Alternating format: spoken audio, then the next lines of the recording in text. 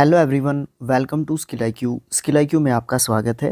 तो चलिए देखते हैं unit number 4 SP Bakshi English book part number 13 और चैप्टर नंबर भी 13 जिसका नाम है एडवर्ब। इसको हम स्टार्ट करने वाले हैं। वन वीडियो वन लेसन में ये सब बुक्स जो है चलती रहेंगी हमारी रूल्स ओनली वीडियोस। ओके, तो चलिए बिना किसी देरी के स्टार्ट करते हैं। तो सबसे पहले है व्हाट इज़ एन एडवर्ब। देखो, एडजेक्टिव के बारे में हमने जाना, ठीक है। फिलहाल हम रूल्स ओनली वीडियोस करने हैं, ये तो आपको पता ही होगा। तो एडजेक्टिव के बारे में हमने जाना, अब हम एडवर्ब की बात करते हैं। तो an adverb is a word use to modify the meaning of a verb, adjective और अनदर एडवर्ब, या फिर एक फ्रेज भी हो सकता है, या फिर कोई भी फ्रेज भी हो सकता है जिसको एक एडवर्ब जो है मॉडिफाई करेगा। सिंपल लैंग्वेज में बात करते हैं, एडवर्ब जो है मेनली किसी वर्ब को जो है मॉडिफाई करता है या क्वालिफाई करता है, लेकिन ये किसी दूसरे एडजेक्टिव को भी क्वालिफाई कर सकता है, किसी एडवर्ब को भी क्वालिफाई कर सकता है, या फिर किसी फ्रेज को भी क्वालिफाई कर सकता है। For example, she is walking slowly. अब देखो यहाँ पे जो ये वॉकिंग है ये वर्ब है, इज़ यहाँ पे हेल्पिंग वर्ब है, सी जो है यहाँ पे प्रोनाउन है यानी कि सब्जेक्ट है, और उसके बाद स्लोली जो है किसको मॉडिफाई कर रहा है। सी इज़ वॉकिंग किसको स्लो कर रही है, वो कैसे कर रही है, तरीका क्या है वो करने का, वो क्या है, स्लो है, ठीक है, स्लो है, फास्ट है, जो भी है। तो यहाँ पे ये स्लोली क्या है, हमारी वर्ब को मॉडिफाई कर रहा है, इसलिए इसका पार्ट ऑफ स्पीच क्या होगा, एडवर्ब होगा। Next, kinds of adverb.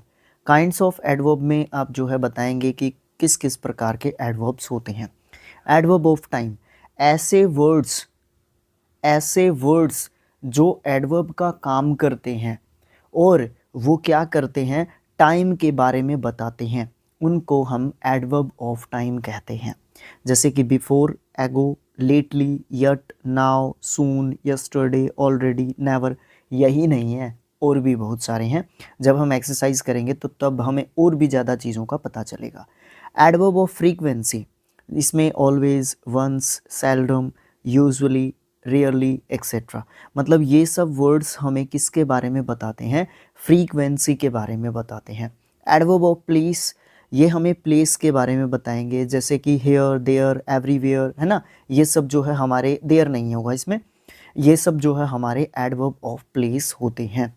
Adverb of manner, इसमें जो है कोई भी चीज़, किसी भी चीज़ का काम करने का तरीका, वो किस तरीके की है चीज़, जैसे कि स्लोली, उसमें आया था ना अभी, स्लोली, वो फास्टली है, स्लोली है, किस तरीके से है, साउंडली, डिलाइटफुली, ब्रेवली, है ना, इस तरीके से। इन सभी वर्ड्स को जो भी एडवर्ब की जगह पे काम करेंगे, इन सब को हम क्या कहेंगे, एडवर्ब ऑफ मैनर कहेंगे। Adverb of affirmation and negation, इसमें हम क्या करते हैं, या तो पॉजिटिवली किसी चीज़ को देखते हैं या नेगेटिवली किसी चीज़ को देखते हैं। जैसे कि certainly, apparently, obviously, no doubtfully, है ना, डाउटेडली, सॉरी, नो डाउटफुली नहीं, वो तो एडजेक्टिव हो जाएगा। जो है, नहीं सॉरी, एडवर्ब ही होगा वो भी। तो नो डाउट, डाउटेडली, है ना, ये सब जो है हमारे नेगेटिव या पॉजिटिव टाइप के एडवर्ब्स होते हैं, और ये हमारे एफर्मेशन यानी कि एडवर्ब ऑफ एफर्मेशन या फिर एडवर्ब ऑफ नेगेशन, है ना, उन सब को बताते हैं। एडवर्ब ऑफ डिग्री, इससे हमें पता चलता है कि कोई भी चीज़ कितनी मात्रा में, कितनी डिग्री में, किस तरीके से क्या है, ये सब पता चलता है। Almost, fully, very, enough, rather, quite, too, really, so, ये सब जो है हमारे एडवर्ब ऑफ डिग्री का काम करते हैं। इंटरोगेटिव एडवर्ब, WH फैमिली के जो वर्ड्स होते हैं वो हमारे जब एडवर्ब का काम करते हैं तो वो हमारे इंटरोगेटिव एडवर्ब्स कहलाते हैं। रिलेटिव एडवर्ब्स, WH फैमिली के वर्ड्स होते हैं जो कि रिलेटिव प्रोनाउन का काम करते हैं, जो कि हमारे रिलेटिव एडजेक्टिव्स का काम करते हैं, ठीक है, एक तरीके से, है ना, रिलेटिव एडजेक्टिव्स का, हाँ सॉरी। तो कहने का मतलब ये है कि हम जो है इनको रिलेटिव एडवर्ब्स के रूप में जानते हैं। Relative adverbs are used to make an adjective close. देखो ये सबसे इम्पोर्टेंट चीज़ है, इसलिए हमने इसको हाईलाइट भी किया हुआ है। जो रिलेटिव एडवर्ब्स होते हैं, यानी कि ये सब लोग जो कि लोग क्या words when, where, why, how, ये सब जो है क्या करने के लिए यूज़ किए जाते हैं, ये सब जो है एडजेक्टिव क्लोज बनाने के लिए यूज़ किए जाते हैं। ये हमने क्लोज के चैप्टर में भी सीखा था, लेकिन और ज़्यादा डिटेल में हम इनको एक्सरसाइज में जान पाएंगे, क्योंकि हम वहाँ पे बोर्ड पे पहुँच जाएंगे और बोर्ड को जिस भी तरीके से अच्छे तरीके से यूज़ करके हम इन चीज़ों को और भी ज़्यादा एक्सप्लेन कर सकेंगे। फ़िलहाल हम रूल्स ओनली वीडियोज़ पे हैं, तो सिर्फ रूल्स को देखने की कोशिश करते हैं, समझने की कोशिश करते हैं कि किस तरीके से चीज़ें चलती हैं। अब देखो, जैसे कि इसने बात की है ना कि एडजेक्टिव क्लोज की, तो यहाँ पे दे रखा है ये, जैसे कि he was born in the year when I left India. अब सबसे पहली बात तो ये है, देखो सबसे पहली बात तो ये है कि इस सेंटेंस में जो है क्या बताया गया है।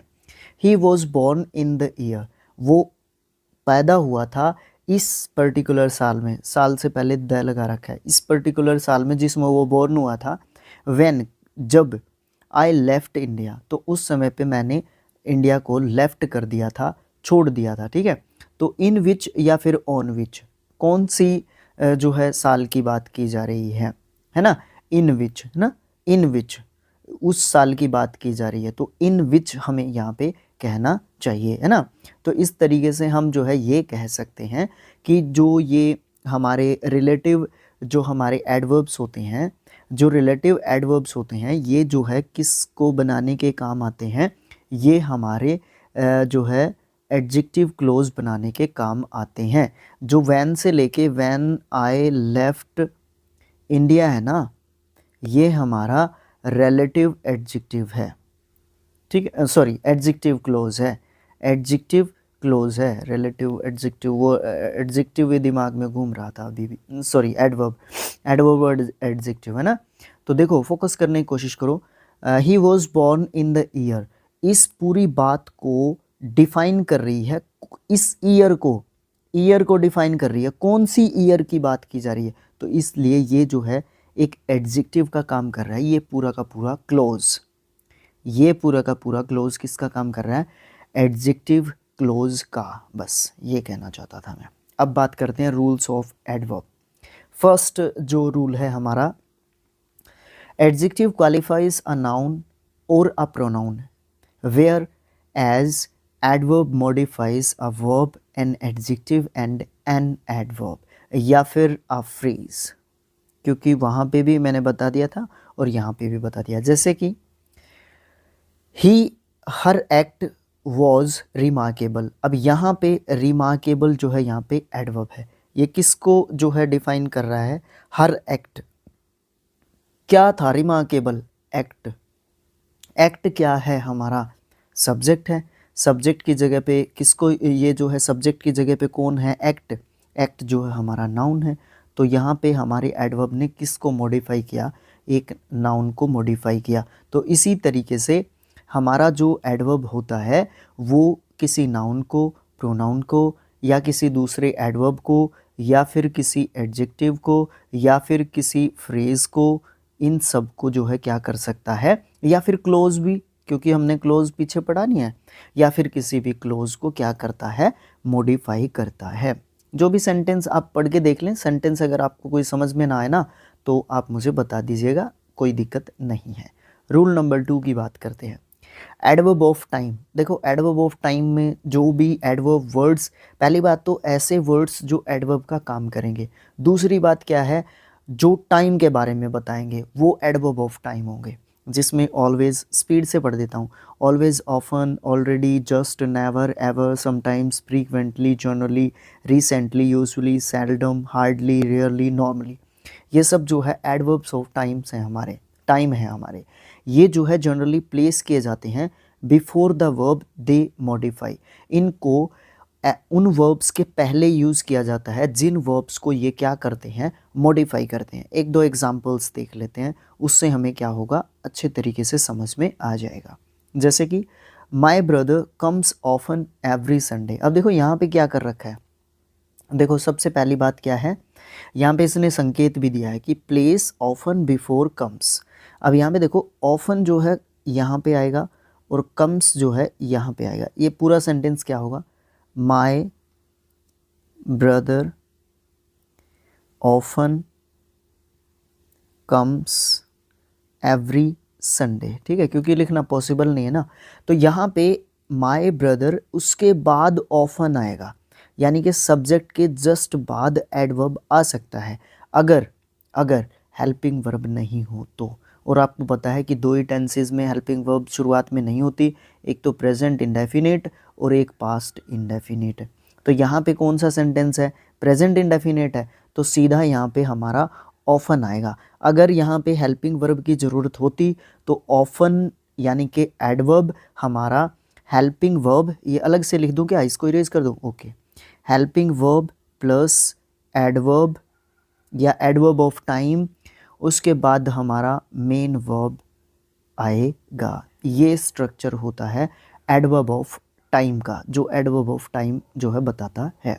ठीक है, ये चीज़ ज़रूरी है सीखनी। ये सब जो है ऐसे ही आएंगे, ये हेल्पिंग वर्ब, उसके बाद एडवर्ब ऑफ टाइम, उसके बाद मेन वर्ब, जो भी मेन वर्ब की ज़रूरत होगी, क्योंकि यहाँ पे कोई भी हेल्पिंग वर्ब होगी यहाँ पे उसी के अकॉर्डिंग जो है हमारी मेन वर्ब होगी। लेकिन इन दोनों के बीच में हमारा एडवर्ब ऑफ टाइम होगा। और कॉमन एरर में कई बार इस तरीके की एरर्स देखने को मिलती हैं। Next rule number 3, adverb of manner, जिसमें हमें क्या पता चलता है कि कोई भी सब्जेक्ट या डूअर, सेंटेंस का जो डूअर है, काम करने वाला है, वो क्या कर रहा है या किस तरीके से कर रहा है किसी भी चीज़ को। ठीक है, adverb of manner are placed only after the intransitive verb, however the adverb can be placed either before और आफ्टर द ट्रांजिटिव वर्ब। देखो यहाँ पे सबसे पहली चीज़ वर्ब, वर्ब के दो टाइप, एक तो इंट्रांजिटिव और दूसरा ट्रांजिटिव। ठीक है, ट्रांजिटिव ऐसी वर्ब्स जिनको ऑब्जेक्ट की ज़रूरत पड़ती है, इंट्रांजिटिव ऐसी वर्ब्स जिनको ऑब्जेक्ट की ज़रूरत नहीं पड़ती है। अब रूल को समझने की कोशिश करो। एडवर्ब ऑफ मैनर को प्लेस किया जाता है केवल बाद में, किसके, केवल बाद में किसके, इंट्रांजिटिव वर्ब के। अगर वर्ब इंट्रांजिटिव है तो एडवर्ब को उसके बाद में रखा जाएगा, अगर वर्ब ट्रांजिटिव है तो एडवर्ब को जो है बाद में भी रखा जा सकता है और पहले भी रखा जा सकता है। देखो यहाँ पे लिख रखा है बिफोर और आफ्टर द ट्रांजिटिव वर्ब, यानी कि कहने का मतलब क्या है, अगर हमारी वर्ब ऐसी हुई जिसको ऑब्जेक्ट की ज़रूरत पड़ती है, यानी कि ट्रांजिटिव वर्ब, तो उसके एडवर्ब आगे भी हो सकता है पीछे भी हो सकता है। अगर हमारी वर्ब इंट्रांजिटिव होगी जिसको ऑब्जेक्ट की ज़रूरत नहीं पड़ती है, तो उसके हमेशा बाद में मिलेगा आपको क्या, हमारा एडवर्ब ऑफ मैनर। अब ये भी समझना होगा, देखो बारीकियां सीखनी पड़ती हैं चीज़ों को समझने के लिए। ठीक है ना, देखो यहाँ पे इस बुक का सबसे बड़ा नुकसान यही है कि ये इंग्लिश टू इंग्लिश है, क्योंकि देहाती बच्चे इसको पढ़ नहीं पाते हैं और हम यही कोशिश कर रहे हैं कि सभी इस बुक को पढ़ पाएँ। अब आप ये वीडियो देखने के बाद जब इस बुक को पढ़ो, देखो बुक तो पढ़नी ज़रूरी है, हम चाहे कितनी भी पढ़ा लें, लेकिन आपको बुक पढ़नी ज़रूरी है। आप जब तक आप खुद से नहीं पढ़ेंगे, चीज़ों को अप्लाई करके नहीं देखेंगे, तो आप उस चीज़ को नहीं कर पाएंगे। तो देखो क्या है, ही रिटर्न इमीडिएटली। अब सबसे पहले आपको ये पहचानना ज़रूरी है कि इमीडिएटली एक एडवर्ब है, और दूसरी बात, इमीडिएटली एक ऐसा एडवर्ब है जो एडवर्ब ऑफ मैनर है। इमीडिएटली तुरंत प्रभाव से, कोई भी काम क्या कब हो रहा है, उसी समय हो रहा है, तुरंत प्रभाव से हो रहा है, तो इसको मैंने पहचान लिया कि ये एडवर्ब ऑफ मैनर है। फिर ही रिटर्न्ड, वह वापस आया, क्या ये एक इंट्रांजिटिव वर्ब नहीं है? क्योंकि इसको अब अगर मैं ये भी लिख दूं, देखो समझने की कोशिश करना बस आप, ही रिटर्न्ड लिख दिया मैंने, रिटर्न, ठीक है, मैंने ये लिख दिया ही रिटर्न्ड, वह वापस आया, ज़रूरत नहीं है मैं इसके बाद ऑब्जेक्ट दूं या ना दूं, कोई ज़रूरत नहीं है। तो इसका मतलब क्या है, ये एक इंट्रांजिटिव वर्ब है, तो इसके बाद मुझे क्या रखना होगा, अगर लगाना है तो, एडवर्ब ऑफ मैनर अगर लगाना है तो हमारा इसके बाद आएगा, इससे पहले नहीं आ सकता। ठीक है, नेक्स्ट।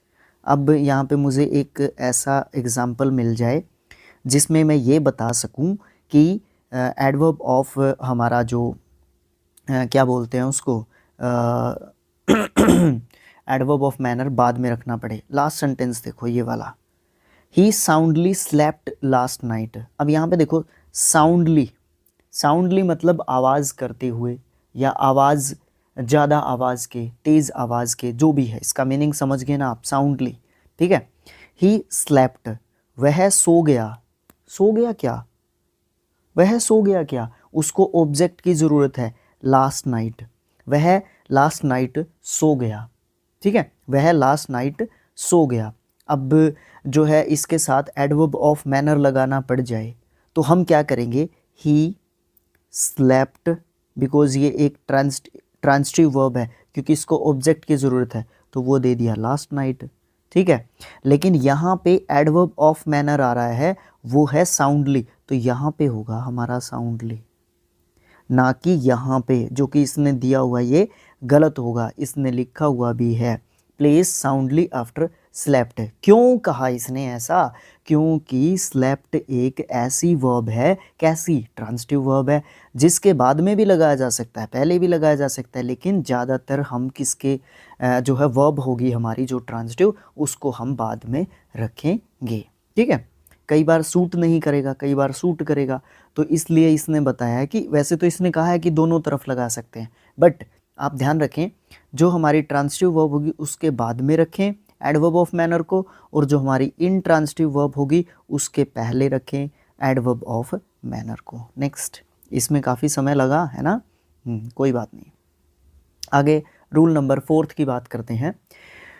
देखो अब यहाँ पे क्या है, यहाँ पे है in the sentence is introduced by an adverb. जब भी किसी सेंटेंस को शुरुआत की जाए, जिस सेंटेंस, किसी भी सेंटेंस को इंट्रोड्यूस किया जाए किसी भी एडवर्ब के साथ, ध्यान से सुनना है चीज़ को, inverted form of the verb is used for the sake of emphasises. Emphasise का मतलब होता है बल देना, जोर देना, दबाव डालना। ठीक है, अब यहाँ पे एक बात और रहेगी, inverted form, inverted form of the verb, ये क्या फंडा है। Inverted form of the verb का मतलब क्या है, पुटिंग, मैं लिख के इसलिए बता रहा हूँ ताकि आपके दिमाग में रहे, putting the verb before the subject, before the subject. ये जो चीज़ होती है ना, पूरी ही लिख देता हूँ सब्जेक्ट की, putting the verb before the subject, यहाँ पे कहीं पे लिख लो अगर बुक है आपके पास। ठीक है, इन्वर्टेड फॉर्म ऑफ वर्ब किसको बोलते हैं, जब हम सब्जेक्ट के पहले वर्ब को यूज़ करते हैं, जब हम सब्जेक्ट के पहले वर्ब को यूज़ करते हैं उसको बोलते हैं इन्वर्टेड फॉर्म ऑफ वर्ब। अब समझो चीज़ को कैसे है। पहले वाला सेंटेंस देखो, दो, यहाँ पे लिख रखा है सेल्डम। सबसे पहली बात तो सेल्डम जो है ना, सेल्डम ये हमारा एडवर्ब है। ठीक है, अब मुझे आप कमेंट बॉक्स में लिख के बता सकते हो कि सेल्डम जो है कौन सा एडवर्ब है, क्योंकि पहले आ चुका है। अब देखो, सेल्डम ही विजिट्स हिज पेरेंट्स। अब यहाँ पे कॉमन एरर में ये सेंटेंस दे दिया, इतना छोटा सेंटेंस नहीं देगा, इतना खुश मत हो ना। ठीक है लेकिन मिलेगा, सेल्डम मिल सकता है। ठीक है, सेल्डम मिल जाएगा तो उससे हम ये पहचान लेंगे कि ये एक एडवर्ब है। ठीक है, उसके बाद हम ये देखेंगे कि इन्वर्टेड फॉर्म ऑफ वर्ब का यूज़ करना है या नहीं करना है यहाँ पे, क्योंकि ज़रूरत क्या है, एम्फेसाइज कर रहे हैं या नहीं कर रहे हैं। सेल्डम ही विजिट्स हिज पेरेंट्स, अब यहाँ पे एम्फेसाइज कर रहा है इस चीज़ को कि वो कभी कभी अपने माता पिता के पास जाता है, कभी कभी अपने माता पिता के पास जाता है, लगातार नहीं जाता है, फिक्स्ड टाइम नहीं है अपने माता पिता के पास, पेरेंट्स के पास जाने का। इस बात, जब भी एम्फेसाइज करने की बात करेगा और एडवर्ब का यूज़ करेगा तो हमें इन्वर्टेड फॉर्म ऑफ वर्ब का यूज़ करना है, इस बात का ध्यान रखना है। तो हमें क्या करना पड़ेगा, शेल्डम के जस्ट बाद हमें क्या करना होगा, वर्ब का यूज़ करना होगा, यानी कि हेल्पिंग वर्ब का यूज़ करना होगा, फिर हमारा सब्जेक्ट होगा, फिर हमारी मेन वर्ब होगी, फिर हमारा बाकी का पार्ट होगा सेंटेंस का, ठीक है, जो भी दिया गया होगा। यहाँ पे ज़रूरी नहीं है कि हेल्पिंग वर्ब हो बाद पहले उसके, ठीक है ना, हेल्पिंग वर्ब हो पहले। अगर यहाँ पे प्रेजेंट इंडेफिनिट टेंस या पास्ट इंडेफिनिट टेंस का सेंटेंस हुआ, वैसे तो ये प्रेजेंट इंडेफिनिट टेंस का सेंटेंस है, लेकिन जब आप एम्फेसाइज करते हो, लुसेंट में पढ़ाया था ना हमने, डू, डज और डिड, ये एम्फेसाइज करने के लिए सेंटेंसेस में यूज़ किए जा सकते हैं बिना इंटेरोगेटिव और नेगेटिव सेंटेंस। अफर्मेटिव सेंटेंस में यूज़ किए जा सकते हैं ये सब, ठीक है, क्योंकि उसकी भी एक्सरसाइज नहीं की है हमने, करेंगे बोर्ड पे करेंगे इन सब चीज़ों को, काफ़ी जो है टाइम लगाएंगे इन सब चीज़ों के ऊपर, लेकिन थोड़ा सा आप व्यूज़ लेके आएंगे ना चैनल पे तो बड़ा अच्छा और टाइम भी मिलेगा फिर हमें, फिर बाकी के सारे काम छोड़ सकते हैं ना। तो देखो, डू, डज और डिड जो है एम्फेसाइज करने के लिए यूज़ किए जाते हैं सेंटेंस को, ठीक है। तो यहाँ पे एम्फेसाइज करने के लिए यहाँ पे हमारा डज यूज़ किया गया है। ये सेंटेंस इनकरेक्ट है, क्यों? क्योंकि एम्फेसाइज करने के लिए यूज़ नहीं कर रखा, एम्फेसाइज नहीं कर रखा, बात एम्फेसाइज करने वाली है। फिर दूसरी बात, inverted form of verb use नहीं कर रखी। अब ये डज जो है ना बाहर निकाला है ही से पहले, ये इंटेरोगेटिव सेंटेंस नहीं है, कहीं आप इंटेरोगेटिव सेंटेंस मान लो इसको, नहीं भाई, ये इंटेरोगेटिव सेंटेंस नहीं है। भर भर के सेंटेंस दे रखे हैं, एक एक सेंटेंस को पढ़िए, प्रॉब्लम आती है हमारे पास भेजिए, हम चाहे शॉर्ट्स में अपलोड कर देंगे इसको, ठीक है, किसी भी प्रकार से अपलोड करें, पर्सनल वीडियो बना के भेजें आपके पास, प्रॉब्लम नहीं आने देंगे आपको, ठीक है। आप इसको पढ़ेंगे बस, ये बात मेन है, ठीक है, मेन बात क्या है, इसको पढ़ना, ठीक है। नेक्स्ट, समझ गए ना आप इस चीज़ को, समझ गए रूल नंबर 4 को? अगर समझ में ना आए तो कमेंट बॉक्स में कमेंट कर देना, हम लोग कोशिश करेंगे आपको समझाने की और भी बेहतर तरीके से। अब आप कई बार कमेंट कर देते हैं कि सर आप सारे के सारे एग्जांपल्स पढ़ो। भाई सारे के सारे एग्जांपल्स पढ़ेंगे, आप सभी का ध्यान रखना पड़ता है, हमें कमज़ोर स्टूडेंट का भी ध्यान रखना है, एवरेज का भी ध्यान रखना है, और जो थोड़ा सा एक्स्ट्रा ऑर्डिनरी है, जो डबल स्पीड पे करके इस वीडियो को देख रहा होगा, उसका भी ध्यान रखना है, ठीक है। तो वो तो डबल पे करके देख लेगा, एवरेज वाला इसको एक एग्जाम्पल में, 2 एग्जाम्पल में समझ लेगा। और जो बिलो द एवरेज स्टूडेंट्स हैं, जो ये कहते हैं कि सर मैं तो बिल्कुल माइनस हूँ, इंग्लिश पढ़ ही नहीं पाता हूँ या पढ़ ही नहीं पाती हूँ, तो उसके लिए क्या आइडिया है? उसके लिए ये आइडिया है कि आप उसको पूरा पढ़ें। वीडियो आपने देख लिया, अब आप उसको ट्राई आउट करें, नहीं आ रहा कमेंट कर दो, या फिर व्हाट्सएप नंबर है वहाँ पे भेज दो आप हमारे पास, आपकी जो भी प्रॉब्लम है। फिर हम आपको ये भी कह सकते हैं कि आप कॉल कर लो भाई, कॉल पे भी हम थोड़ा सा प्रॉब्लम सॉल्व करने की कोशिश कर लेते हैं कई बार, ठीक है, बातचीत से भी कई बार समस्याएं हल हो जाती हैं। तो चलिए फोकस करते हैं नेक्स्ट रूल पे, इन सब के लिए हम लाइव सेशंस रखेंगे, ठीक है। यूज़ ऑफ एल्स और अदर, देखो बहुत बार देखे हैं हमने, अदर भी बहुत यूज़ होता है और एल्स भी बहुत यूज़ होता है, बट एडवर्ब के रूप में हम इनको किस प्रकार से यूज़ करते हैं, सॉरी, एल्स और अदर को हम यूज़ देखते हैं किस तरीके से करते हैं। Else should be followed by but, else का जोड़ा बनता है बट के साथ, और अदरवाइज का जोड़ा बनता है देन के साथ, ठीक है, ये हमने यहाँ पे भी लिखा हुआ है। अब आपने क्या तीर मार दिया सर, इसको यहाँ से उठा के यहाँ लिख दिया, कई बार है ना ध्यान में रह जाती हैं चीज़ें, डायरेक्ट ध्यान में रह जाती हैं चीज़ें ऐसे लिखने से, ठीक है। अब देखो क्या है, it is nothing else than sheer madness. अब देखो यहाँ पे लिख रखा है इट इज़ नथिंग एल्स, यहाँ पे एल्स है, बताया क्या है, जोड़ा किसके साथ बनेगा एल्स का, बट के साथ, लेकिन इसने क्या यूज़ कर दिया, देन। तो इसको हम कॉमन एरर में रिप्लेस कर सकते हैं कि नहीं कर सकते हैं, बिल्कुल कर सकते हैं, ठीक है। इसी तरीके से हमें चीज़ें करनी होंगी, जैसे कि यहाँ पे देख लो, she has no one else to look after her except me. अब यहाँ पे देखो एल्स है, लेकिन यहाँ पे क्या यूज़ कर दिया, एक्सेप्ट यूज़ कर दिया, इसकी जगह पे हमें क्या यूज़ करना पड़ेगा, बट यूज़ करना पड़ेगा, ये बी छोटा करना होगा क्योंकि सेंटेंस के बीच में है, ठीक है। इस तरीके से हमें चीज़ें देखनी होंगी। Next rule number 6, never and not are adverbs. सबसे पहली बात तो नेवर और नोट, NOT नोट, दोनों के दोनों एडवर्ब्स होते हैं। उसके बाद आगे the use of never for note is incorrect. भाई साहब अगर आप नोट की जगह पे नेवर को यूज़ कर रहे हो तो आप 100% गलती कर रहे हो, ठीक है। नेवर की जगह, नोट की जगह पे नेवर कभी भी यूज़ नहीं हो सकता। I never went to Ooty last year. I never went to Ooty last year. भाई साहब आप ये नहीं कह सकते आई नेवर वेंट, आप ये कहेंगे आई डिड नोट, वेंट की जगह पे गो, क्योंकि डिड नेगेटिव सेंटेंस है, डिड है, वर्ब की फर्स्ट फॉर्म आएगी डू डज और डिड के साथ। I did not go to Ooty last year, ठीक है। मैं ऊटी लास्ट ईयर, पिछले साल नहीं गया था। ये नेवर तो कभी नहीं हो गया, फिर कभी नहीं गया था ऐसे थोड़ी ना बोलेंगे, ठीक है। समझ गए ना ये डिफरेंस। ओके नेक्स्ट आगे है 7th रूल। ये कहता है note the use of phrases. यहाँ पे कुछ फ्रेजेस दे रखे हैं, उनका यूज़ नोट करना है कि किस तरीके से किया जा सकता है। देखो सेल्डम और never, seldom, if ever, little और नथिंग, लिटल, इफ़ एनीथिंग, इन सब का यूज़ देखना है। द फ्रेजेस इनमें सेल्डम और एवर और लिटल और anything are wrong in use.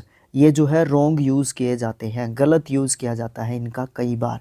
देखो कैसे तो गलत है और कैसे सही है, इसमें हमें चारों के चार सेंटेंस पढ़ने होंगे। इनकरेक्ट कैसे करते हैं और फिर वो करेक्ट यूज़ कैसे होगा, और दोनों के दोनों सेंटेंस यानी कि जोड़ा दोनों के दोनों पढ़ेंगे, करेक्ट कैसे इनकरेक्ट कैसे, तभी पता चलेगा। तो फोकस करो। वी सेल्डम और ever meet our relatives these days. हम इनको इस तरीके से यूज़ नहीं कर सकते। हम ये कहेंगे वी सेल्डम और never meet our relatives these days, ठीक है। अब उसमें और इसमें क्या डिफरेंस है, ऊपर वाले में और नीचे वाले में क्या डिफरेंस है, समझ में आ गया होगा डिफरेंस क्या है। देखो सेल्डम और नेवर यूज़ करते हैं भाई, लिख के बता दूं, सेल्डम और नेवर यूज़ करते हैं। इसने क्या कर दिया, एवर यूज़ कर दिया, हो गई ना गलती, ठीक है। नेक्स्ट सेंटेंस देखो, वी हैव लिटल और एनीथिंग टू से। देखो भाई लिटल और नथिंग होता है, ना कि लिटल और एनीथिंग, तो ये गलत है और ये वाला सही है। तो इस तरीके से हमारे जो फ्रेजेस होते हैं इनको हम किस तरीके से यूज़ करते हैं, कॉमन एरर में ये हमारी कॉमन सी मिस्टेक होती है। Next rule, rule number 8, negative adverbs होते हैं कुछ, should not be used with the words negative in meaning. Important line है, कैसे, नेगेटिव एडवर्ब्स को कभी भी यूज़ नहीं किया जा सकता, यानी कि ऐसे एडवर्ब्स जिनका मीनिंग नेगेटिव निकलता है उनको कभी भी नेगेटिव वर्ड्स, ऐसे वर्ड्स जो नेगेटिव मीनिंग रखते हैं, वर्ड्स में और एडवर्ब्स में डिफरेंस है, ठीक है, उनके साथ दोनों को एक साथ कभी भी यूज़ नहीं किया जा सकता। So two negatives should be avoided, इसलिए दो नेगेटिव्स को अवॉइड किया जाता है। जैसे कि अगर हम बात करें सेल्डम की, nowhere, now here, never, nothing, hardly, scarcely, neither, barely, rarely are some of the adverbs expressing negative meanings. इनके एग्जाम्पल्स के द्वारा हम इनको समझने की कोशिश करते हैं। I rarely went to meet nobody. I rarely went to meet nobody across the road. भाई साहब यहाँ पे हमारा क्या है, हम जो है यहाँ पे यूज़ कर रहे हैं रेयरली, जो कि हमारा एक क्या होता है, नेगेटिव एडवर्ब होता है। अब इसमें एडवर्ब तो आएगा ही आएगा, बट यहाँ पे नोबडी नहीं लिखो, आप यहाँ पे लिखो एनीबडी, ठीक है, एनीबडी। नोबडी को एनीबडी से रिप्लेस कर देंगे तो ये सेंटेंस बिल्कुल करेक्ट हो जाएगा, ठीक है। एक और देखो, she hardly knows nothing about the family. अब यहाँ पे हार्डली नेगेटिव एडवर्ब है, हार्डली क्या है, नेगेटिव एडवर्ब है, बट नथिंग भी यहाँ पे नेगेटिव वर्ड है, ठीक है। तो नथिंग की जगह पे हम क्या कर देंगे, एनीथिंग कर देंगे, एनीथिंग। क्या कह देंगे फिर हम, she hardly knows anything about the family, ना कि nothing about the family. Next point है यहाँ पे, कुछ इन पॉइंट्स की बात कर लेते हैं। यहाँ पे देखो नोट नंबर 1 है, avoid the use of avoid the use of negative with deny, forbid और बोथ। ये कुछ नेगेटिव मीनिंग्स देते हैं, ठीक है। तो इनके साथ हम नेगेटिव जो है वो यूज़ नहीं करते हैं, जैसे कि she denied that she had not given him books. She denied, उसने मना भी कर दिया और वो देगी भी नहीं बुक, है ना। तो ये तो बात गलत हो गई, तो यहाँ से हमें क्या करना पड़ेगा, नोट को हटाना पड़ेगा, ठीक है। नेक्स्ट है, both of us are not going there. Both of us नहीं कहेंगे हम, neither of us. Both of us का मतलब, अब देखो अस तो बहुत सारे लोगों के बारे में बात करता है, तो अस आ गया तो इसका मतलब बोथ नहीं आएगा। बोथ तो सिर्फ दो के बारे में बात करेगा, ठीक है ना, ठीक है ना। दो तो सिर्फ सॉरी बोथ तो सिर्फ दो के बारे में बात करेगा। नाइदर कहेंगे, नाइदर का मतलब दो से ज़्यादा में से कोई भी नहीं, तो यहाँ पे अस तो दो से ज़्यादा में से कोई भी नहीं की बात कर रहा है। नेक्स्ट पॉइंट, नेक्स्ट पॉइंट क्या है, देखते हैं नेक्स्ट पॉइंट क्या है। ये पता है क्या होता है, ये है ना, ये पेन है ना, कई बार हाथ नहीं उठा पाता है क्योंकि ठंड है ना। Avoid the use of negative with conjunctions. इनके साथ कभी भी नेगेटिव वर्ड नहीं आएगा इन कंजंक्शंस के साथ, अनटिल, अनलेस और लेस्ट। इनका आपको पता है नेगेटिव मीनिंग्स रखते हैं। नेक्स्ट हमारा जो रूल है, रूल नंबर 9, उसकी बात करते हैं। Given below are some of the examples of the words being treated as adverbs. इनमें से बहुत सारे जो वर्ड्स नीचे दे रखे हैं, जो एग्जाम्पल्स हैं, उन वर्ड्स को हम ट्रीट करते हैं as an adverbs, whereas they are adjectives और नाउन्स। और क्योंकि वो उनको एडवर्ब के रूप में ट्रीट करते हैं, बट वो होते क्या हैं, वो हमारे या तो एडजेक्टिव्स होते हैं या फिर वो नाउन्स होते हैं। अब उनमें से कौन से ऐसे वर्ड्स हैं, manly, masterly, slovenly, monthly, weekly, sickly, friendly, orderly, gentlemanly are adjectives and should not be confused with adverbs। देखो इनको कभी भी adverb नहीं मानना है, ये हमारे adjectives होते हैं। coward, miser, naggard, ये सब जो है हमारे nouns होते हैं। इनसे हमारे adjectives बनते हैं। coward से cowardly बन जाएगा, माइजर से माइजरली बन जाएगा, नेगर्ड से नेगर्डली बन जाएगा। ये हमारे क्या बन जाएंगे, एडवर्ब्स, एडजेक्टिव्स बन जाएंगे। In a cowardly, miserly, niggardly manner are used as adverbs. इनको हम जो है, इनको हम किसके रूप में यूज़ कर सकते हैं, एडवर्ब्स के रूप में यूज़ कर सकते हैं, लेकिन इनको हम एडवर्ब के रूप में यूज़ नहीं कर सकते। क्लियर है, क्लियर है ना, ठीक है। Fast, straight, outright, direct, hard, hardly, late, light, light, high, safe, quite. भाई साहब ये क्वाइट का स्पेलिंग ध्यान रखना। Etcetera are both as an adjective and as an adverb used frequently. इन सब को हम एडवर्ब और adjective according to situation use कर सकते हैं frequently. Loudly and aloud are adverbs two different in meanings. Loud is an adjective. अब देखो 3 वर्ड हैं, उनको लिख लेते हैं और समझते हैं। एक तो होता है लाउड, ठीक है, एक होता है लाउडली, लाउडली, और तीसरा होता है अलाउड, ठीक है। अब लाउडली और अलाउड ये तो जो है एडवर्ब्स होते हैं, भूल जाओ अब इसको। और लाउड जो है ना वो एक एडजेक्टिव होता है, समझ गए। नेक्स्ट, लेट और लेटली, भाई इसके ऊपर पूरी कथा की थी हमने, की थी ना। अगर आपने वीडियो देखा है तो कथा की थी हमने, एडजेक्टिव में इसके बारे में पूरी कथा की थी हमने, और एसपी बख्शी सीरीज़ में ही की है। इससे पहला ही वीडियो मिलेगा प्लेलिस्ट में, देखना है तो आप देख सकते हैं पूरा वीडियो, ठीक है। नेक्स्ट जो है हम एक बार इसके बारे में बता भी देते हैं। लेट जो है दोनों तरीके से यूज़ किया जाता है, एडजेक्टिव और एडवर्ब के रूप में, लेकिन लेटली है ना सिर्फ एडवर्ब है, ठीक है। नेक्स्ट हार्ड दोनों तरीके से यूज़ किया जाएगा, एडजेक्टिव के रूप में भी और एडवर्ब के रूप में भी, ठीक है, लेकिन अफर्मेटिव सेंस में, पॉजिटिव सेंटेंस के अंदर। जब हम नेगेटिव सेंटेंस की बात करेंगे तो एडवर्ब के रूप में हार्डली को यूज़ किया जा सकता है। जैसे कि ये एग्जाम्पल्स हैं, इन सभी के ऊपर रिलेटेड है, इन सभी से आप जो है देख सकते हैं इन सभी एग्जाम्पल्स को। यहाँ पे 13 एग्जाम्पल्स हैं, एक या दो देख लेते हैं, चलो समझ में आ जाएंगी चीज़ें, ठीक है। देखो, a soldier is trained never to fight cowardly. Cowardly, अब देखो यहाँ पे क्या कर रखा है, ये जो सेंटेंस है इसमें हमने और कुछ गलती कर रखी है। ये कावर्डली बिल्कुल ठीक लिख रखा है, कोई चक्कर नहीं है।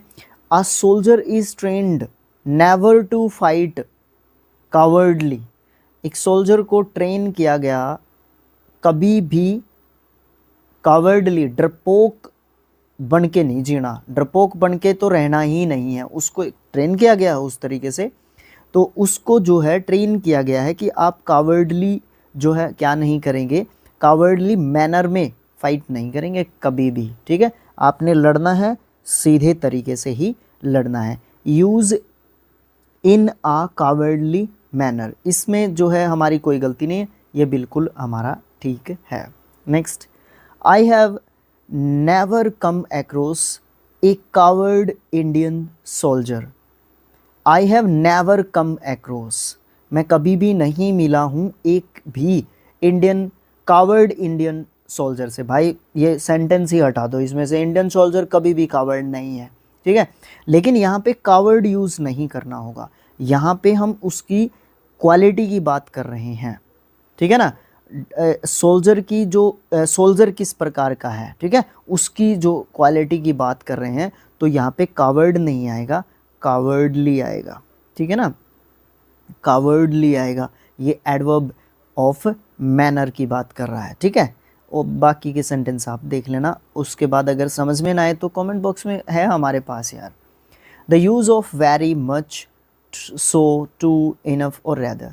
वेरी को हम क्या करते हैं, ये वेरी जो है मॉडिफाई करने के लिए यूज़ किया जाता है प्रेजेंट पार्टिसिपल, उसको यूज़ किया जाता है एडजेक्टिव, एडवर्ब या फिर एडजेक्टिव इन पॉजिटिव डिग्री के रूप में।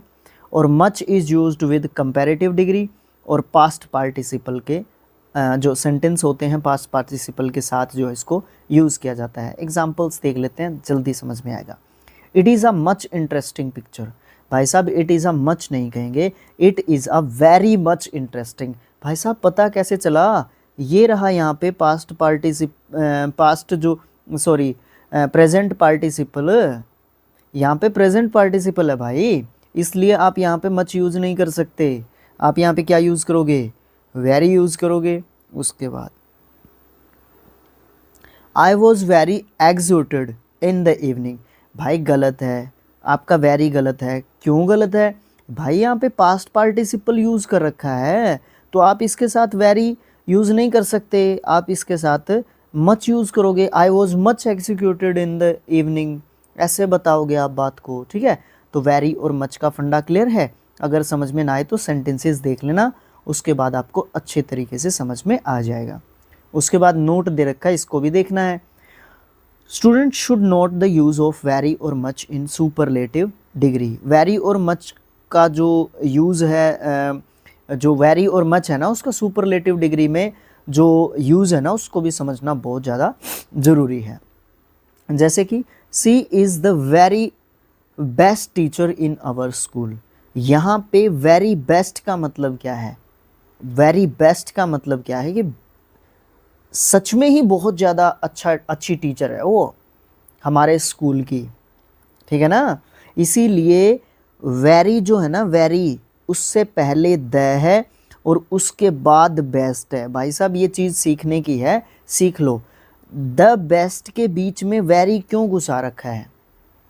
वो सच में ही ऐसी क्वालिटी वाली टीचर है, इस चीज़ को बताने के लिए क्या हुआ है, सुपरलेटिव डिग्री के और द के बीच में हमारा वेरी है। Next, she is the much best the, नहीं नहीं नहीं नहीं नहीं नहीं नहीं गलत है। She is much the best teacher in our school. यहाँ पे मच का मतलब क्या है कि she is much the best teacher in our school. भाई ये टीचर हमारे स्कूल में बेस्ट हो सकती है, लेकिन अगर मैंने ये बोल दिया ना कि she is the very best teacher in our school, तो उससे ऊपर कोई नहीं है हमारे स्कूल में। लेकिन मैंने मच लगा दिया और द को बेस्ट के साथ दे दिया, तो इसका मतलब उससे ऊपर कोई हो सकता है, मेरी ही नज़र में हो सकता है, किसी दूसरे की नज़र में नहीं। ठीक है, बस आगे। सो और टू का भी समझना जरूरी है। So should not be used without that. So को बिना दैट के यूज़ नहीं कर सकते एडवर्ब क्लोज के रूप में, एंड टू इन्फिनेटिव रेस्पेक्टिवली, और उसके साथ टू इन्फिनेटिव टू प्लस के वर्ब की फर्स्ट फॉर्म यूज़ की जाती है। देखो, वेरी और मच में be used in the place of so और टू। वेरी और मच को सो और टू की जगह पे यूज़ किया जा सकता है। फॉर एग्ज़ाम्पल हम समझने की कोशिश करते हैं एग्ज़ाम्पल के द्वारा। देखो, very and much may be used in the place of so और to। कैसे? My brother is so healthy। अब यहाँ पे ये बिल्कुल ठीक है सेंटेंस, कोई दिक्कत नहीं है, ठीक है। लेकिन very healthy अगर मैंने लिख दिया ना, so की जगह पे very लिख दिया, कोई दिक्कत नहीं है, ठीक है, कोई दिक्कत नहीं है। जैसे मैंने लिख दिया she is very kind, she is very kind, यहाँ पे very का मतलब क्या है, टू ए ग्रेट एक्सटेंट, कि वो बहुत बढ़िया है, बहुत अच्छी है, बहुत दयालु है वो, इसलिए जो है यहाँ पे मैंने क्या लिख दिया, वेरी लिख दिया काइंड से पहले। देखो, she is too poor to study further. अब यहाँ पे जो है हमने क्या यूज़ किया है, टू यूज़ किया है सो की जगह पे। ये हम एक लेसन करने वाले हैं, एक्सरसाइज करने वाले हैं चैप्टर नंबर 13 की, removal of too, chapter number 13 Lucent से, ठीक है, लूसेंट के एक्सरसाइज में। वहाँ पे एक्सरसाइज फर्स्ट में ही ये क्वेश्चंस हैं कि सो को कैसे चेंज करोगे, या इस तरीके, मतलब पहले ही क्वेश्चन में इस तरीके के क्वेश्चंस हैं, ठीक है, रिमूवल ऑफ टू में, और सो दैट के साथ हम उसको रिप्लेस कर देते हैं, तो ये वही सेंटेंस है, इसको चेंज किया जा सकता है। लेकिन हम यहाँ पे एडवर्ब के रूप में या एडवर्ब के बारे में पढ़ रहे हैं, तो इसलिए हम ज़्यादा डिस्कशन में जाएंगे तो वीडियो बहुत ज़्यादा लंबा हो जाएगा, और वहाँ पे ये इस चीज़ को डिस्कस आसानी से किया जा सकता है, क्योंकि उसकी तो एक्सरसाइज ही हो, वो टू की हो। Enough is both N adjective and adverb. देखो, इनफ जो है दोनों का काम करता है, एडवर्ब का भी, एडजेक्टिव का भी। As an adverb it is always placed after the adjective it modifies. देखो, एडजेक्टिव के रूप में जब, देखो एडवर्ब के रूप में इसका यूज़ देख लो, इसके अलावा अगर ये इनफ कहीं पे यूज़ हुआ दिखता है तो वो वहाँ पे क्या है, एडजेक्टिव है। जब भी इसको एडवर्ब के रूप में यूज़ किया जाएगा तो ये एडजेक्टिव से पहले मिलेगा। क्या होगा, एडजेक्टिव से पहले मिलेगा ये, ठीक है। जैसे कि she is enough wise to allow her son to go. अब यहाँ पे है ना, ये गलत चीज़ कर रखी है, पहले नहीं बाद में मिलेगा, आफ्टर बाद में। देखो ये गलत लिख रखी है ये बात, ये होगा सी इज़ वॉइस इनफ। अब यहाँ पे एक गणित और बता देता हूँ, सबसे पहले एडवर्ब होता है, फिर एडजेक्टिव होता है, फिर नाउन होता है, यानी कि नाउन की विशेषता एडजेक्टिव बताता है, एडजेक्टिव की एडवर्ब बताता है। लेकिन यहाँ पे क्या है, यहाँ पे ये एडजेक्टिव पहले है लेकिन नाउन एडवर्ब बाद में है। बस यही कहानी है इनफ की। अगर हमारा इनफ बाद में है और उससे पहले कोई एडजेक्टिव है तो इसका मतलब इनफ एक एडवर्ब है और उससे पहले वाला वर्ड जो है एडजेक्टिव, वो तो आसानी से समझ में आ जाएगा, वॉइस है डिग्री है एक, आसानी से समझ में आ जाएगी, ये हमारी एडजेक्टिव है, ठीक है। तो एडवर्ब जो उसके बाद में लिखा हुआ है तो इसका मतलब वो एडवर्ब है। इनफ बाद में लिखा हुआ तो वो एक एडवर्ब का काम कर रहा है। इसके अलावा अगर इनफ का आपको कहीं पे भी यूज़ देखने को मिलता है तो वो क्या है, वहाँ पे एडजेक्टिव है, ठीक है। तो पार्ट ऑफ स्पीच समझना जरूरी है भैया। नेक्स्ट रादर की बात करते हैं। Rather is an adverb of degree like fairly, quite, pretty, some, to some degree. जैसे कि she is rather intelligent, he is walking rather slowly, है ना। तो रैदर जो है एक एडवर्ब का काम करता है और एडवर्ब ऑफ डिग्री का काम करता है, एडवर्ब ऑफ डिग्री का काम करता है, ठीक है। इसमें क्वाइट यानी कि सही है कोई भी चीज़, ठीक है। रैदर ये सब बातें बताता है। Rather can also be used before a noun. Rather को किसी नाउन के पहले भी यूज़ किया जा सकता है और रैदर को हम एडजेक्टिव के पहले भी यूज़ करते हैं एज एन एडवर्ब। ये दो यूज़ जो है रैदर के हमें देखने को मिलते हैं। जैसे कि इट इज़ अ न्यूएंसेंस। न्यूएंसेंस का मतलब बता सकते हैं आप मुझे कमेंट बॉक्स में। नाउन है ये तो बता ही दिया, ठीक है, लेकिन न्यूएंसेंस का मीनिंग बता सकते हैं आप मुझे। तो उसके बाद हम बात करते हैं it is rather a good step. It is rather a good step, है ना। तो रैदर जो है नाउन के पहले यूज़ कर रखा है ना, ठीक है। नोट दे रखा है कि यहाँ पे इसकी भी बात कर लेते हैं। आर्टिकल ए और an should be placed before a noun. Article ए और एन को नाउन से पहले यूज़ किया जाता है if there is an adjective, अगर वहाँ पे कोई एडजेक्टिव दिया गया है विद अ नाउन, नाउन के साथ। आर्टिकल ए और an may be placed either before और आफ्टर रैदर। तो वहाँ पे उस सिचुएशन में आर्टिकल हमारा उस एडजेक्टिव के पहले आपको देखने को मिलेगा। आ स्टेप अगर लिखा हुआ होता तो ठीक था, लेकिन यहाँ पे हमारा एडजेक्टिव दे रखा है स्टेप जो कि नाउन है उससे पहले, तो हमारा आर्टिकल जो है एडजेक्टिव से पहले होगा, एडजेक्टिव के बाद नहीं होगा। अब यहाँ पे एक बात और है, ये चीज़ लिख रखी ना ये भी सही है, और अगर हम इसको ये लिख देना it is a rather good step, good step, ये भी सही है, ये भी सही है, ये भी सही है, ठीक है। ये कोई भी एरर नहीं है, रादर से पहले आ सकता है। ये हमसे कॉमन एरर में गलती करवाएगा, गलती करवाएगा, मैं ये कहता हूँ इसको कि ये गलती करवाएगा। Rather is also used in the case of preference. Preference का मतलब क्या होता है, पहले ये चीज़ लेनी है या पहले ये चीज़ लेनी है, पहले एक या पहले दो, कौन सी चीज़, प्रीफरेंस किस चीज़ को दोगे आप, उस समय पे आप जो है रेदर को यूज़ करते हो। लेकिन वहाँ पे दो तीन चीज़ें और होती हैं, वुड रेदर होता है, हैड रेदर होता है, रेदर देन होता है। इन सब एक्सप्रेशंस को यूज़ करते हैं according to situation of the situation और डिमांड ऑफ द सेंटेंस, ठीक है। देखो, I would like to play inside rather than going out with my friends, है ना।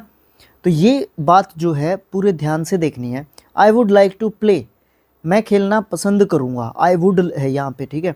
आई would like to play inside rather than की बजाय, गोइंग आउट बाहर जाने की बजाय, विद माई फ्रेंड्स मेरे फ्रेंड्स के साथ। अब यहाँ पे हो गया ना कि मैं घर पे खेलना पसंद करूँगा ज़्यादा ज़रूरी है, यानी कि मैं अंदर घर के अंदर रहना खेलना पसंद करूँगा बजाय कि बाहर जाने के। तो हो गया ना प्रेफरेंस की बात, ठीक है। तो यहाँ पे क्या यूज़ किया हमने, इनमें से रेदर देन, ये वाला रेदर देन। एक ही दे रखा है एग्जाम्पल, भाई और भी देने चाहिए थे यार, गलत काम है ये, कोई बात नहीं। बताना मेरे को, और भी एक दो एग्जांपल्स लिख लेना या गूगल से निकाल लेना, ठीक है। अभी मैं रिकॉर्ड कर रहा हूँ तो और एग्जांपल्स निकालना पॉसिबल नहीं है।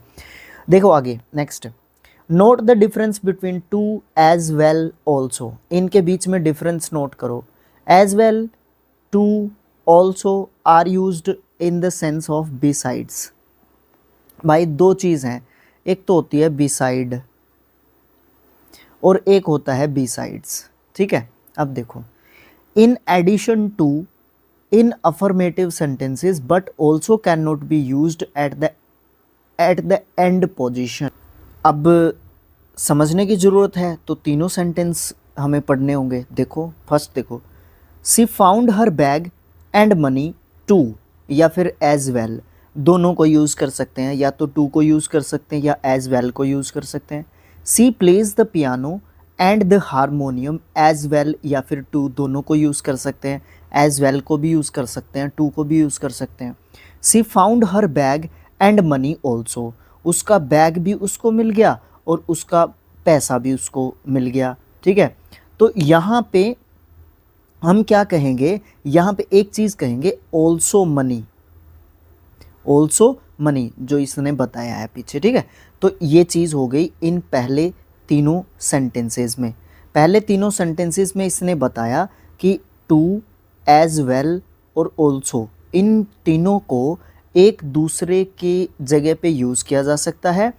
लेकिन क्या होता है कि ऑल्सो जो होता है ना, ऑल्सो वो कभी भी यूज़ नहीं किया जा सकता, किसी भी सेंटेंस के एंड में यूज़ नहीं किया जा सकता, लेकिन एज वेल और टू को यूज़ किया जा सकता है। पॉइंट नंबर बी, भाई बारीकी से चल रहे हैं, बिल्कुल टाइम लग रहा है बट बारीकी से ज़रूर चल रहे हैं हम लोग, एक्सप्लेन फुल्ली करने की कोशिश कर रहे हैं अपनी तरफ से। बाकी भाई अगर कोई कसर रह जाती होगी तो भाई आप लोग कमेंट बॉक्स में बताएंगे तो अपने आप में और भी इम्प्रूवमेंट लेके आने की कोशिश करेंगे। ठीक है, बी पॉइंट देखो, सो कोई भी ऑक्सिलरी वर्ब उसके बाद सब्जेक्ट, ये यूज़ किया जाता है अफर्मेटिव सेंटेंसेस में in relation to persons doing one action. मतलब किन्हीं भी दो व्यक्तियों का एक ही काम को करने की बात को इस स्ट्रक्चर के द्वारा बताया जाता है पॉजिटिव सेंटेंसेस के अंदर। भाई बिना एग्जाम्पल के समझ में नहीं आता। She won the prize and so did her sister. अब यहाँ पे देखो, सी वॉन द प्राइज, वो प्राइज जीती, एंड सो, और क्या हुआ, डिड, उसने किया, हर सिस्टर, उसकी सिस्टर ने भी जीता। क्या जीता, प्राइज। ठीक है ना, प्राइज जीता दोनों ने, काम हुआ क्या, प्राइज का। और फिर क्या हुआ, इस सी ने भी जीता और इस सिस्टर ने भी जीता, दो बंदों ने एक जैसा काम किया। अफर्मेटिव सेंटेंस है, अफर्मेटिव सेंटेंस है तो हमें क्या करना पड़ेगा, सबसे पहले सो, ठीक है, फिर हमारा ऑक्सिलरी वर्ब और फिर हमारा सब्जेक्ट, है ना, यही चीज़ सेम यहाँ पे है कि नहीं है, ये चीज़ है ज़रूरी। दूसरा एग्जाम्पल भी देख लो अब तो, his wife pledge the piano and so does he. His wife और ही, काम क्या हुआ, बजाने का, क्या, पियानो। ठीक है, बजाने का काम हुआ। तो यहाँ पे देखो क्या चीज़ है, सो है, उसके बाद डज ऑक्सिलरी वर्ब है, ठीक है, उसके बाद सब्जेक्ट है जो कि ही है। अब यहाँ पे हमें क्या कह देगा वो, ही डज ऐसे लिख देगा। हम ये सोचेंगे कि ये ही डज है ना, क्यों लिख रखा है, क्योंकि ही डू लगा नहीं सकता, क्योंकि सेंटेंस का सब्जेक्ट जो है सिंगुलर है, इसके साथ ई एस लगेगा। डज ये है ना, हेल्पिंग वर्ब नहीं है, ये डू के साथ ई एस लगा रखा है।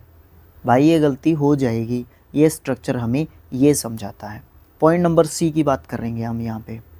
देखो, नाइदर ऑक्सिलरी वर्ब और सब्जेक्ट को भी यूज़ किया जाता है, लेकिन कौन से सेंटेंसेस में, नेगेटिव सेंटेंसेस में।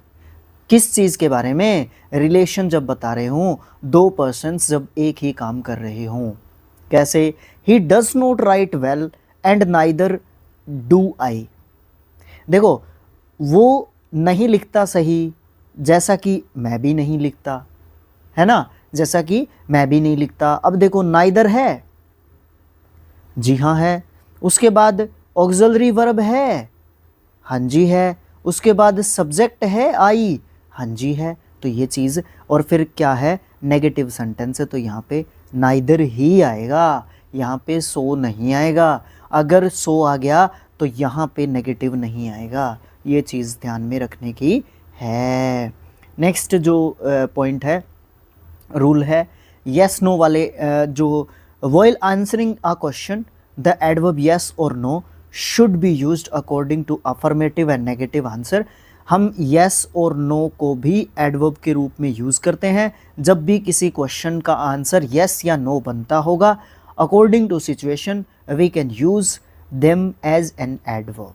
next and last, next and last, okay ठीक है। देखो यहाँ पे adverb as should be used to introduce predicative of the verbs। predicative use बताने के लिए verbs का, जैसे कि regard, describe, define, treat, view, know, ये सब हमारी verbs हैं। इनके predicate के रूप में हम जो है as को adverb के रूप में यूज़ करते हैं। बस इतनी ही बात बताई है। अगर एग्जाम्पल होगा ना बुक में, ठीक है ना, बुक में एग्जाम्पल मिलेंगे, 100% मिलेंगे। जब हम एक्सरसाइज करेंगे तो हम फोकस करेंगे कि ये रूल नंबर 13 है ना, करेंगे ना फोकस उस टाइम पे, बिल्कुल करेंगे। बी पॉइंट है adverb as should be avoided. यहाँ पे एडवर्ब एज को यूज किया जा रहा था, लेकिन यहाँ पे एडवर्ब एज को हटाया जा रहा है, अवॉइड किया जा रहा है। इंट्रोड्यूस करने से प्रेडिकेटिव ऑफ वर्ब का, जिसमें वर्ब अगर दी गई हो, name, elect, think, consider, call, appoint, make, choose, यहीं पे मिल गए एग्जाम्पल कहीं पे जाने की ज़रूरत ही नहीं है। देखो आई रिगार्ड हिम माई ब्रदर, देखो भाई आई रिगार्ड हिम, देखो रिगार्ड कहाँ पे है, ये रहा, जिसमें हम क्या करेंगे, इंट्रोड्यूस करने के लिए हमारे प्रेडिकेटिव वे को वर्ब के, तो हमें एज की ज़रूरत पड़ेगी। तो I regard him as my brother, यहाँ पे एज की ज़रूरत पड़ेगी, ठीक है ना। अब यहाँ पे ये वाला सेंटेंस देखो, the teacher called him as stupid अब यहाँ पे कॉल कौन सी वर्ब है, ठीक है ना, कॉल कौन सी वर्ब है, ठीक है, कॉल है हमारी यहाँ पे, जिसमें हम एज को ड्रॉप करेंगे, क्योंकि यहाँ पे इसने लिखा हुआ है, तो हम एज यहाँ से हटा देंगे, लिखा हुआ भी है, ड्रॉप एज ड्रॉप या रिमूव कर सकते हो। The teacher called him stupid, तो यहाँ पे इन वर्ब्स का खेल है, इन वर्ब्स का खेल है, ठीक है। तो इस तरीके से हमारा चैप्टर नंबर, क्या बोलते हैं इसको, chapter number 13, yes chapter number 13 और हमारी यूनिट नंबर 4 का लेसन नंबर जो है सेकंड था ये मेरे ख्याल से, ठीक है, पहला एडजेक्टिव था। ये एडवर्ब हम कंप्लीट कर चुके हैं। आपको ये कैसा लगा कमेंट बॉक्स में कमेंट करके बताएं, ठीक है। किसी रूल में कहीं पे कोई कमज़ोरी लगी हो, कहीं पे कोई दिक्कत आती हो, सेंटेंस में कोई प्रॉब्लम आ रही है, एक्सरसाइज सोल्व नहीं कर पा रहे हैं, एक्सरसाइज में रूल्स को अप्लाई नहीं कर पा रहे हैं, तो then comment in the comment section, comment करें आप कमेंट सेक्शन में। हम एक्सरसाइज डालेंगे तब तो आपको समझ में आनी ही आनी है, लेकिन उससे पहले भी अगर आपको प्रॉब्लम आ जाती है तो हम कोशिश करेंगे अपनी भरपूर कि हम आपकी समस्या का समाधान आपको दे सकें। तो this is the end of the video. Thanks for watching, thank you so much. आप सपोर्ट करें, क्योंकि हम बहुत ज़्यादा मेहनत कर रहे हैं इस समय पे, बहुत ज़्यादा मेहनत कर रहे हैं, ठीक है। इस वीडियो के रिकॉर्ड करने से पहले 292 वीडियोस यूट्यूब पे हो चुके हैं। विद दिस वीडियो हमने 293 वीडियो 293 वीडियोस डाल दिए भाई, जिसमें से कई वीडियो तो 3 घंटे के भी हैं, एक वीडियो 5 घंटे का भी है शायद, लेकिन वो एक साथ नहीं बनाए हुए हैं, वो अलग अलग टाइम पे बनाए हुए हैं। लेकिन जो 1 घंटे के आसपास के वीडियोस मिलेंगे आपको, या 1.5 घंटे के आसपास के वीडियोस मिलेंगे, आपकी डिमांड के ऊपर बनाए गए हैं कि एक वीडियो में एक लेसन को बनाओ सर। तो ये यही चीज़ है, एक वीडियो में एक लेसन, ठीक है। अब भी आप जो है सपोर्ट नहीं करेंगे तो भाई कब करेंगे, ठीक है। तो ठीक है, आपसे अनुमति लेने का समय है। मिलेंगे नेक्स्ट वीडियो में किसी इन्फॉर्मेशन के साथ। Thank you so much, thanks again.